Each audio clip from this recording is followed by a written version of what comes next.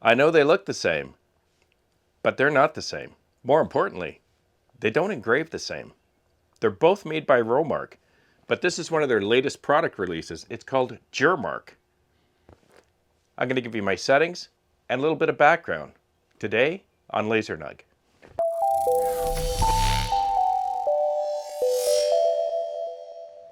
My settings for the GerMark. Turns out I can use the exact same settings that I provided you folks for the LaserMax product with one big difference. I cannot get a good engrave with a 1.5-inch lens on the bolt. I had to put in the 2.5-inch lens and I got spectacular results. If you missed those settings for the Rowmark LaserMax, I'll put a link to it right up here. Give those settings a try with a 2.5-inch lens on your bolt and let me know what you think. So let's get to part 2 of the video. I'll share some of my learnings and I'm going to do a project that I have on the bolt with a 2.5-inch lens making a sign for the outdoors. Stick around. So the only reason I could tell them apart is because my supplier wrote the part number on one of them. It's called GerMark, made by Rowmark, and it's a little bit different than the LaserMax that I have been using. This one apparently is engineered with a tough chemical resistant cap layer. I believe the cap layer is the top layer of your Rowmark, and it's the one that you engrave. Since I had a project to do a small outdoor sign for somebody's garden, I thought I'd give it a try. And try, I did. So I thought, given that these products look to be very similar, it was going to be a pretty easy testing period. So I started off using the settings that I use on my LaserMax Rowmark, and I went anywhere from 200 to 1,000 lines per inch. I changed power from, I think, about 25% to almost 50. I changed speed. I did a number of different things, and I kept coming out with a really terrible outcome. Each one of them, either progressively worse. I tried multiple passes. I tried crosshatch. Nothing seemed to work, and it seemed, in some points, to almost get a little too strong and started melting through the back of the material. And then it dawned on me that perhaps that 1.5-inch beam is so tiny that it's too tiny for the job, because I don't have a lot of detail in this project I'm working on. So I had nothing to lose. I threw the 2.5-inch lens in and I started over again, and I immediately got excellent results here at the top. So like a lot of my testing, once I find settings that are providing an excellent result, both engrave and cut, I repeat that test in different quadrants or areas of the workspace, because as you're probably learning, if you're new like me, the laser will always be its most powerful here in the top left corner, and it will always have the least power here in the bottom right, simply because the beam is traveling a much longer distance to engrave down here than it is up here. It literally will come out of the bolt this clean with virtually no cleaning. I'm going to prove it to you now. Let's run that project that I've been working on for one of my customers, and let's just see how it comes out of the bolt. So here in Lightburn, I've got my small sign made up. It's about 11.5 by 8 inches. I'm going to be using the GerMark because it's going in his backyard, so I thought I'd give this product a try.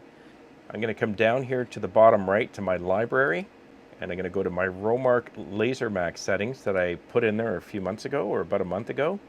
This is 1/16 GerMark. So I'm going to give that a click.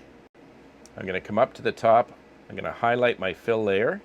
I'm going to come down into the library, click engrave, and I'm going to assign those settings, and you'll see the speed and power change instantly.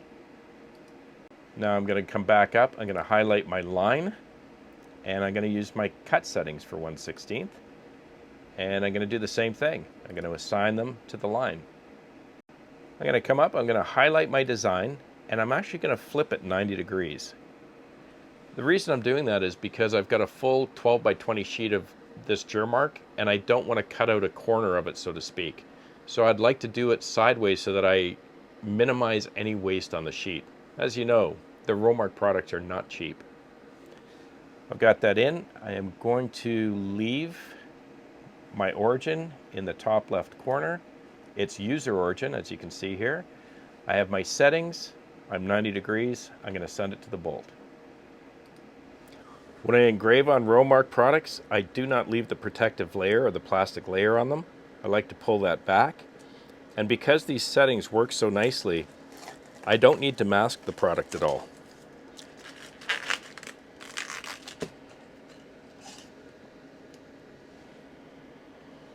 Good. You can see I've already installed the 2.5-inch lens, and because I'm doing work for a customer, I always make sure I clean my mirrors and my lens before I start the job, just to make sure I don't have too much residue in there. Happy to report that the sheet is nice and flat. I don't need to weigh it down, and it's in fact square. You can see my job's in the window, so I'm going to do an autofocus. I'm going to set my origin and frame it, and then we're going to run the job.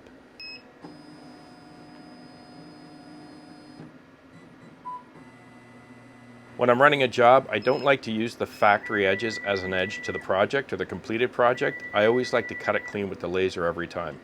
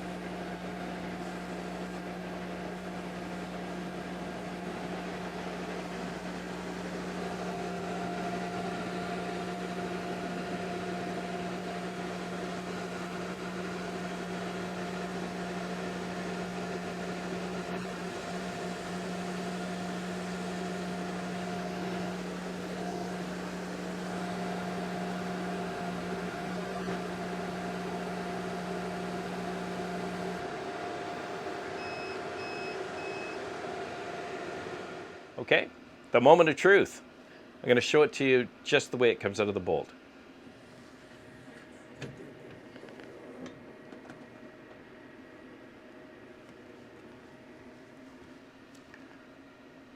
Right out of the bolt.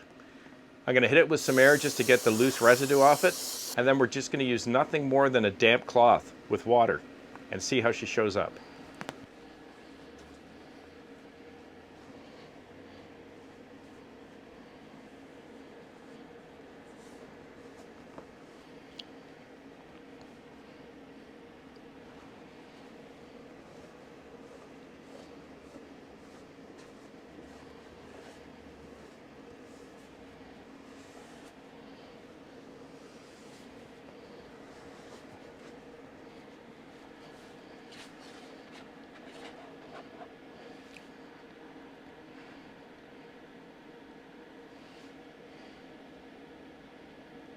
So I think those settings work.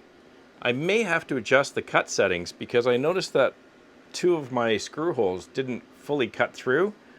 They're almost through, but the rest of it cut fine, and as you can see, we got a great result off of those settings. But it's all in the 2.5-inch lens. The 1.5-inch lens, I just could not find good settings. But the nice thing here is there's no scrubbing, no scraping, no magic eraser. It comes out that clean. So hey, I guess that's it for today's episode. I really appreciate you sticking around.